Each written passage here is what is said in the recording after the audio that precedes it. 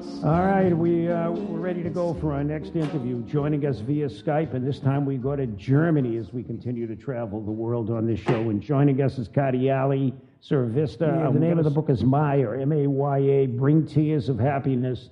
Welcome so much for joining us here. What's the book about? Why did you write it? It's published, by the way, by Author House. You can go to authorhouse.com, barnesandnoble.com. What's the book about, and what's the significance of Maya? Maya is a word, it meant like medical advice you access. People who are sick just rush to a doctor without thinking why, what the doctor is going to do and what they expect out of the doctor. So what happens is, this is a book which educates patients before going to a hospital or seeing a doctor. Medical advice you access. They go into Google, search the symptoms, and then they look at the small print. They don't look at the common conditions. They look at tumors and things like that, and they get panicked. So to prevent that, I've written a book which educates them how doctors derive a diagnosis. That's why it's called Maya. Maya is a word called illusion. A veil of illusion. It's an illusion to believe that doctors can save your life. So it actually demystifies healthcare, and a book helpful for patients all over the world. What are you a doctor of, sir? Yeah, I was working in a hospital as a staff doctor in a pediatric intensive care and general pediatrics. This is where all the critical ill people come every time. And I had to diagnose illness very fast. So I have practiced this technique where I can derive a diagnosis very quickly so that I don't do any mistakes.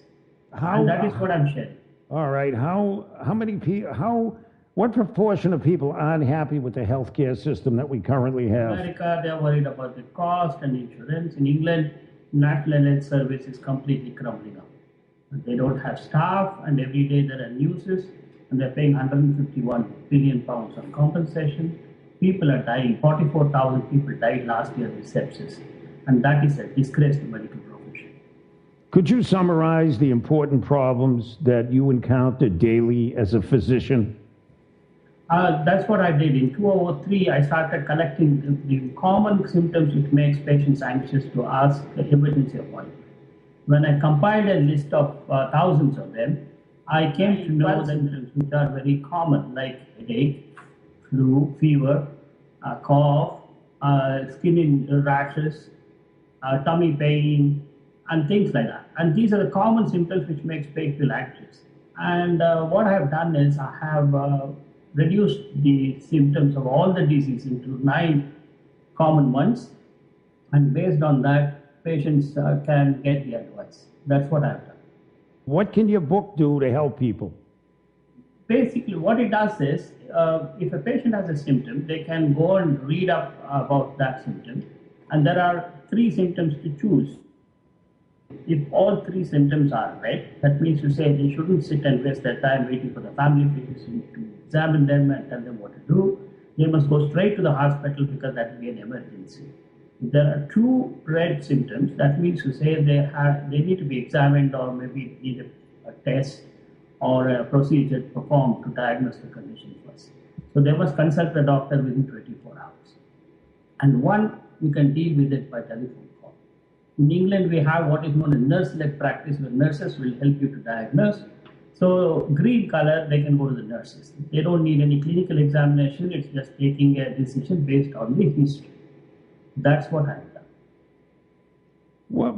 How would you describe your mission? You also talk about apps to help fight infections. That's right. This is based on Explain, yeah.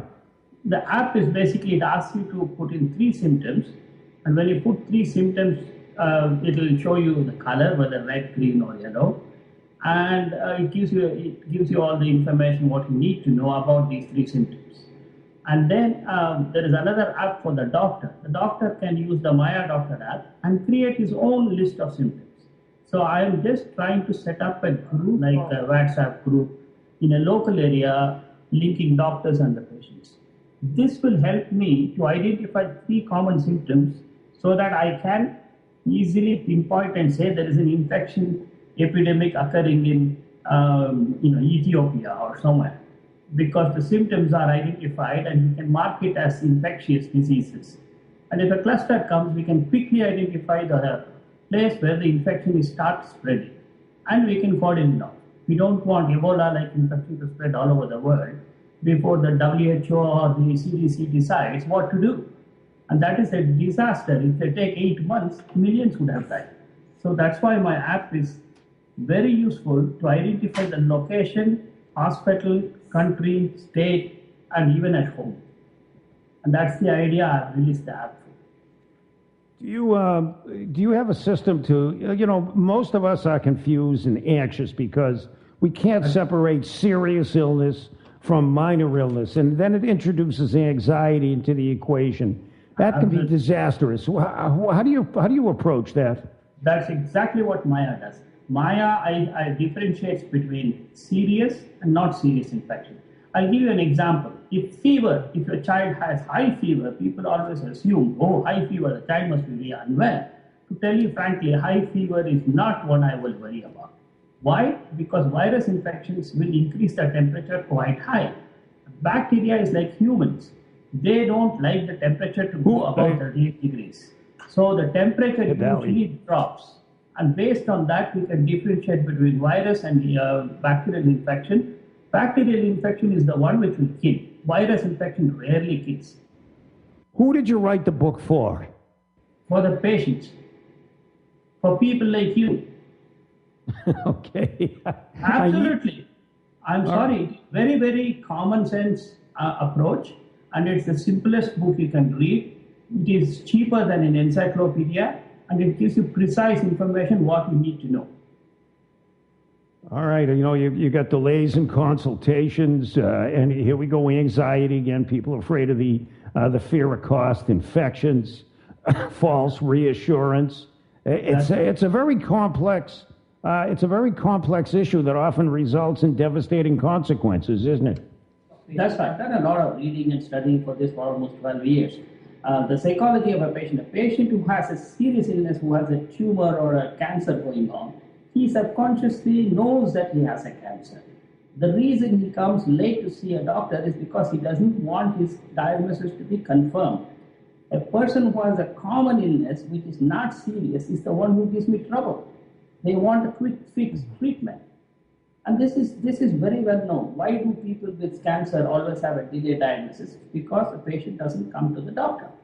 They want to keep away. Maya demystifies that. It will make you run to a doctor when you have to. And even if it is a common symptom or a serious symptom, it will say, go to the hospital now. And that's all it does. It doesn't give you a diagnosis. It tells you the possibilities, but it will make you go to the hospital, consult a doctor when you need. So wasted consultations are reduced, cost is reduced, patient running around with infectious disease in the train and going to the hospital, giving it to everybody is also reduced. I think we have to stop this habit of just being dependent on a doctor to diagnose an illness. Do you have a concluding statement you'd like to make, sir? I would expect my colleagues, doctors, and people to download my apps, link themselves up, create a group, and help themselves. I would like to monitor the infection going around. When it happens, an epidemic happens, we should stop it at bay. And I sincerely hope people use my... Maya, bring tears of happiness. Dr. Katyali Srivatsa, that is Author House. Thanks so much for joining us from Germany.